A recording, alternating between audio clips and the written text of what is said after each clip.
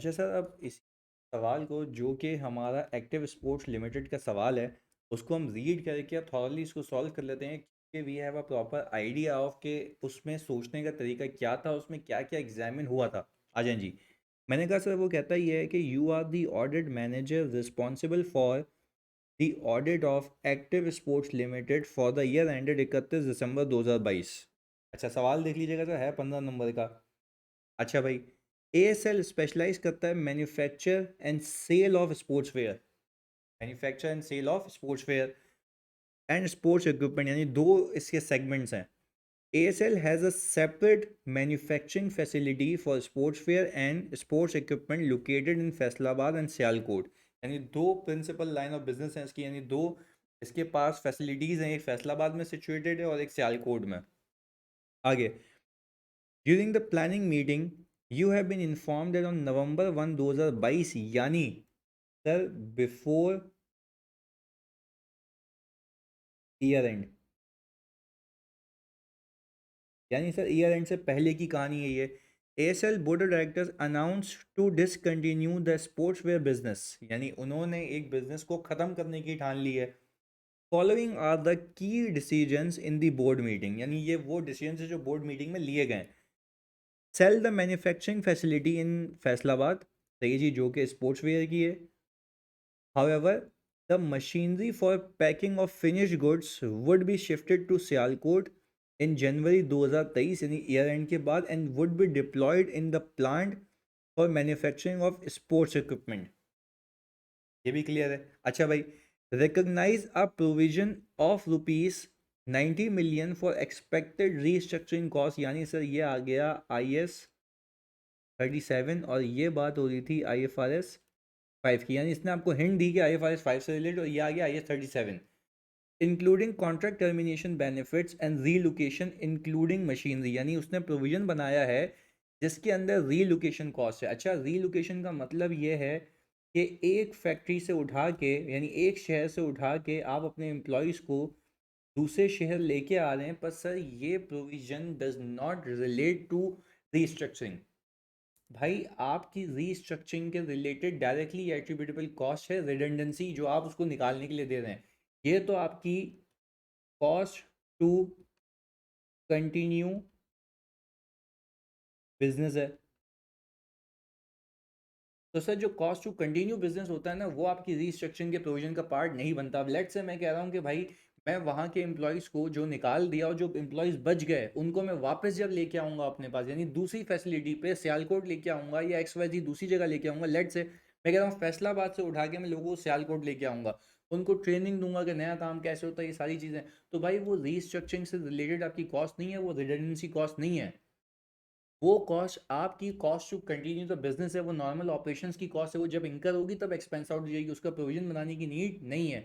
Provision किसका बनता है सर? जो आपने कमिट कर दिया और आपको पे करना पड़ेगा उस इवेंट की वजह से, तो वो रीस्ट्रक्चरिंग के लिए जो आपने पैसे पे करने हैं वो उनकी रिडंडेंसी कॉस्ट है, वो तो आएगी आएगी। बट हाँ sir, cost to continue the business will never become part of your restructuring provision, जिसमें इसने एक भंड मारा हुआ है। अच्छा भाई, except for a few, all the employees would be laid off, यानी सबको निकाल दिया जाएगा।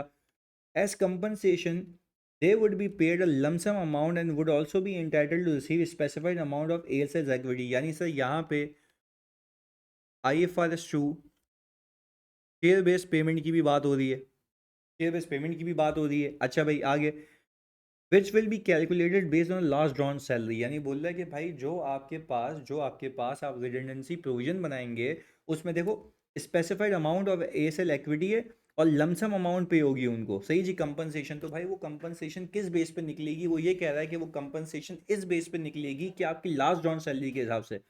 The employees which are not laid off would be relocated to Sialkot. तो सर जो रीलोकेशन कॉस्ट है उसके तो आप प्रोविजन में नहीं डालेंगे ना, वो तो एक गलती है। अब देखें रिक्वायरमेंट क्या है, इवेल्युएट करने को बोल रहा है की decision in the board meeting shed the audit procedures that should be perform. अच्छा, इवेल्युएशन में सबसे पहली बात तो ये है कि भाई IFRS 5 अप्लाई होगा, जिसके अंदर हम कहेंगे कि प्रॉफिट फ्रॉम डिसकंटिन्यूड ऑपरेशन अलग से आएगा, आपके non current assets held for cell अलग से आ जाएंगे, एक सिंगल लाइन आइटम है वो भी करंट एसेट्स के अंदर, सही है। क्यों? क्योंकि एक साल में सेल हो जानी है। आज जी रीड करते हैं जिसको मैं आपको समझा चुका हूँ already. Since ASL has decided to sell the manufacturing facility of sportswear segment, it would classified as a non-current asset held for sale.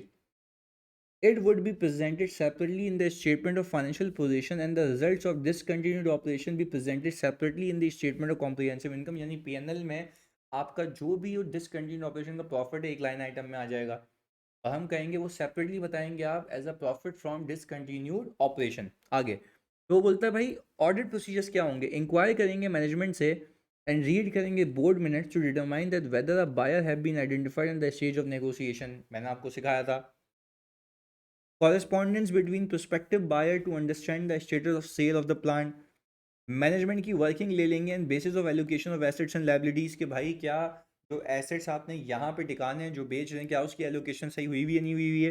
Collaborate करेंगे management working with subsidiary records reports general ledgers, यानी हम ये देखेंगे मैंने आपको कहा था ना एसेट्स का ब्रेकअप लेंगे और आप ये रिकनसाइल कर लेंगे ये क्या ये वही एसेट्स हैं क्या ये वही लायबिलिटीज़ हैं जो डिसकंटिन्यूड ऑपरेशन से पर्टेन करती हैं जो मैं यहाँ पे लेके आया हूँ क्योंकि डेप्रिसिएशन उसका बुक होना रुक जाएगा।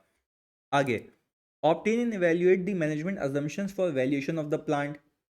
वैल्यूएशन यानी आपने अगर फेयर वैल्यू पे रखना तो उसकी फिर assumptions क्या लिए किस बिना पे आपने वैल्यू किया हुआ है। Consider involvement of auditor's valuation specialist to assist in valuating the appropriateness of the realisable value, यानी fair value less cost to sell की बात हो रही है। Evaluate the adequacy of the financial statements disclosure, sir ये वही बातें हैं जो मैंने आपको सिखाई थी सीधे सीधे नंबर पे अगर आपकी IFRS 5 पे ग्रिप थी एंड यू नो कि IFRS 5 की चीज़ों को चेक किस तरीके से करना है। आगे फिर मैंने कहा sir restructuring provision, ASL has rightly recognized a provision for restructuring cause it has announced the plan, however यानी valid expectation create हो चुकी है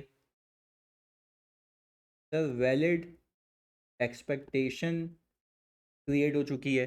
However, it also seems that ASL has included certain costs like relocation expense which are not directly related to restructuring and these should not be part of provision। ये भी मैंने आपको बताया। अच्छा भाई अब प्रोसीजर्स देख लेते हैं। प्रोसीजर्स में यह है कि भाई इंक्वायर करूंगा मैं मैनेजमेंट से और रीड करूंगा minutes of the meeting to ascertain the mechanism of determination of severance pay, यानी जब मैं निकाल रहा हूँ उनको तो भाई उसमें क्या क्या उन्होंने तय पाया है बोर्ड मीटिंग में कि क्या क्या हमें अपनी जेब से देना है in order to make this restructuring. आगे obtain any working prepared by the client for restructuring provision, हमने मैनेजमेंट की वर्किंग ले ली रीस्ट्रक्चरिंग प्रोविजन की जिसमें मुझे कॉस्ट के कंपोनेंट्स पता लग जाएंगे। आगे सैम्पल बेसिस पे कोलैबोरेट करूंगा working with the payroll data, जो मैंने आपको सिखाया था कि भाई पेरोल से आप वेरीफाई कर लेंगे और स्पेसिफिक लिखें कि भाई जो बंदे चले गए हैं मैं उनसे स्पेसिफिकली उनकी चीज़ें देख लूँगा कि उनकी सैलरी या पे कितनी बनती है और क्या वो वहीं पे यूनिट में एलोकेटेड थे या नहीं थे, क्योंकि हम जब भी लेट से किसी भी I'm not क्लाइंट पर sure I ऑडिट करने understand. जाते हैं तो वो क्लाइंट पे ऑडिट करने जब आप जाते हैं तो आपको एक बात समझ आती है कि वहाँ पे कॉस्ट सेंटर भी होते हैं कि भाई कौन सा बंदा कहाँ काम कर रहा है। आगे मैनेजमेंट को बोलूँगा एक्सक्लूड करें रीलोकेशन कॉस्ट क्योंकि वो उससे रिलेटेड नहीं है। Obtain a list of all employees who have been made redundant to ensure that all of them are included in the calculation. Inquire from the management about the details of severance pay that has been communicated to the employees, यानी जो आपने सामने वाले को बोला है वही आपकी बल्ली है। इसके बाद मार्केट वैल्यू ऑफ शेयर देख लूंगा ताकि क्योंकि मैं उनको कह रहा हूँ कि भाई मैं तुम्हें शेयर्स भी दूंगा तो शेयर बेस्ड पेमेंट के लिए आपका शेयर बेस्ड पेमेंट के एक्सपेंस के लिए you need a market value, जो कि मैं क्लियरली मार्केट वैल्यू देख के स्टॉक एक्सचेंज की साइट से वो यहाँ पे अपने प्रोविजन में क्या कर लूंगा इनकॉर्पोरेट कर लूंगा एक्सपेंस के तौर पे, यानी एक्सपेंस डेबिट और share based payment reserve credit. तो सर ये एक आपका सवाल था relating to your restructuring and non current asset held for sale. सही है जी, मिलते हैं सर अगली क्लास में अगले सवाल के साथ। अल्लाह हाफिज़।